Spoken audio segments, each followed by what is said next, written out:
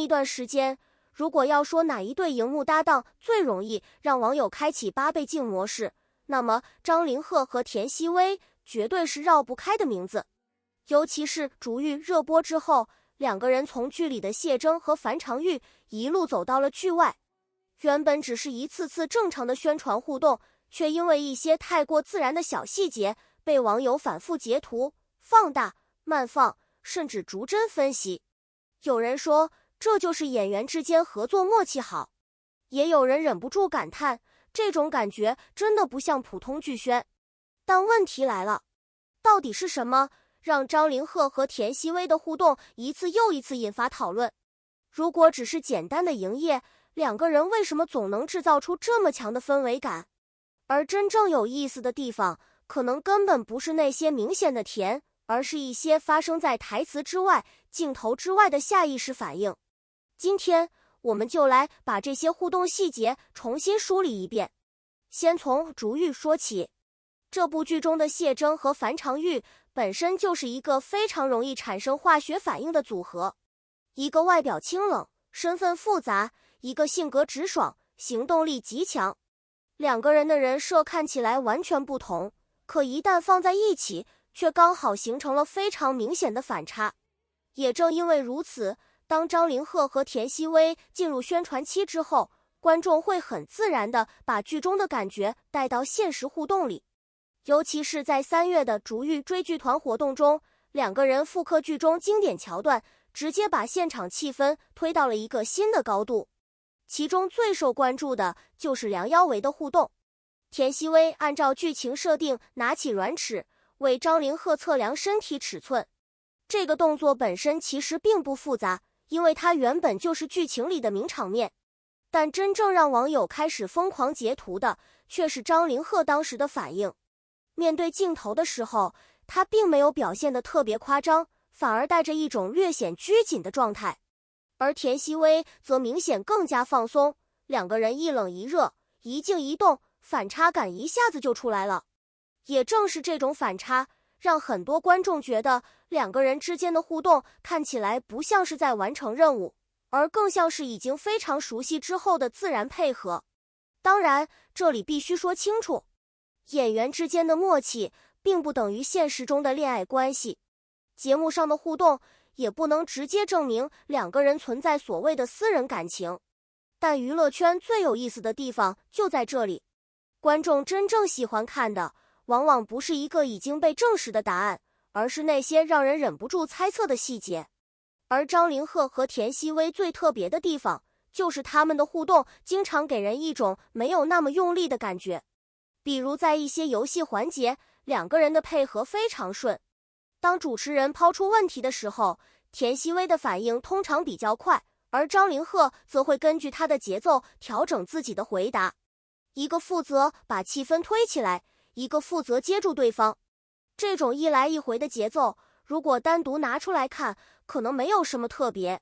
可當連續出現很多次之後，觀眾自然會開始產生一種感覺，他們真的很熟。而這種熟悉感，其實比刻意制造的甜更加容易打動觀眾。因為真正高級的 CP 感，從來不是每一秒都在撒糖。恰恰相反，越是自然，越容易讓人覺得真實；越是不經意，越容易讓人反覆回看。還有一個經常被網友討論的細節，就是張凌赫和田曦薇之間明顯的身高差。這種視覺上的反差，在劇裡本來就非常突出。到了線下活動中，兩個人站在一起，畫面依然很有偶像劇的感覺。尤其是在一些牽手、對視或者複刻劇情的環節裡，身高差會進一步放大兩個人的角色氛圍。所以很多網友會說，他們甚至不需要做太多動作，只要站在一起就已經有故事感了。但真正讓討論持續升溫的，還不是這些肉眼可見的畫面，而是一些非常短暫的表情。比如對方突然靠近時，一個人的停頓；比如聽到對方說話時，下意識轉過去的視線；再比如互動結束之後，兩個人瞬間恢復正常狀態的反差。這些東西沒有辦法簡單定義成愛情，可是放在娛樂內容裡卻特別容易形成記憶點，因為觀眾會自動開始尋找答案。他剛才為什麼笑了？他為什麼突然低頭？這個眼神到底是角色習慣，還是演員之間真的已經非常熟悉？而這就是所謂的8倍鏡文化。一個2秒鐘的動作可以被剪成10秒，10秒鐘的畫面可以被慢放成1分鐘，然後再配上一段音樂，再加上一個標題，一個原本普通的互動就可能瞬間變成新的討論熱點。張凌赫和田曦薇恰好擁有非常適合這種傳播方式的組合特點。張凌赫的氣質偏冷，表情變化相對克制；田曦薇則更加靈動，情緒表達也更加直接。所以當2個人產生互動的時候，任何一點細微變化都會顯得特別明顯。一個人的主動加上另一個人的回應，一個人的調侃加上另一個人的害羞，哪怕只是一個很短的停頓，都可能被觀眾捕捉到。這也是為什麼很多人會覺得他們的 CP 感並不是單純靠劇本堆出來的。至少從觀眾看到的公開互動來看，2個人確實已經形成了一套非常舒服的相處節奏。更有意思的是，竹玉並不是簡單的把男女主放在一起制造甜蜜。謝峥和樊長玉本身就是2個性格差異非常大的角色，一個背負秘密，一個敢於直面生活，一個習慣隱藏情緒，一個有什麼就直接說出來。這種人物關係本身就需要演員之間有足夠的默契。如果2個人之間沒有足夠的配合，很多戲很容易變成單方面輸出。但張凌赫和田曦薇在劇中的互動卻能夠把這種反差感呈現出來。所以當觀眾看到他們走出劇情之後，依然可以感受到類似的節奏，就很容易產生一種奇妙的錯覺，好像謝峥和樊長玉沒有真正離開，好像他們只是換掉了古裝，繼續在現實世界裡互動。這可能才是這對組合最容易讓人上頭的地方。當然，關於2個人現實關係的各種猜測，我們還是應該保持理性。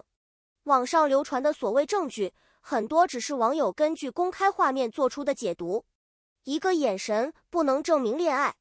一次牽手也不能證明關係，一次配合默契更不能直接等同於私人感情。演員在宣傳期間保持良好的互動，本身就是非常正常的職業行為。真正值得討論的是，為什麼他們能夠把這種職業性的合作呈現出如此強烈的觀賞性？答案其實很簡單，因為他們彼此都很會接。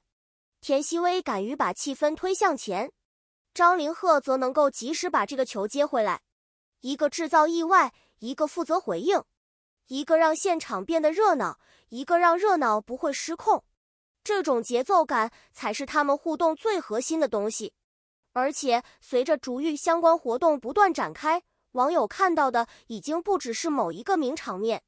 從劇情複刻到遊戲互動，再到現場對話，2個人的相處方式逐漸形成了一種非常穩定的化學反應。也正因為如此，田作之鶴這個 CP 稱呼才會持續擁有討論度。它並不一定代表現實關係，但至少說明觀眾已經認可了這2個演員組合在一起產生的情緒價值。說到底，觀眾為什麼會喜歡一對 CP？ 真的只是因為甜嗎？其實不是，甜只是第一層，真正讓人記住的是默契，是不用解釋就能接上的話，是對方說完一句之後，另一個人知道應該怎麼回應，也是在人群中2個人的視線會不自覺形成連接，這些東西才是最容易被觀眾記住的。